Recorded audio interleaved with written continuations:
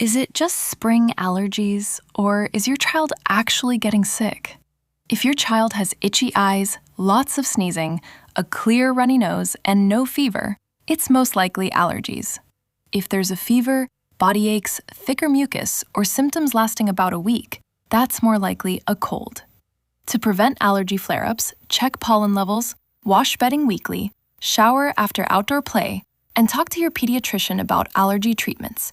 If symptoms aren't improving or you're unsure, we're here to help.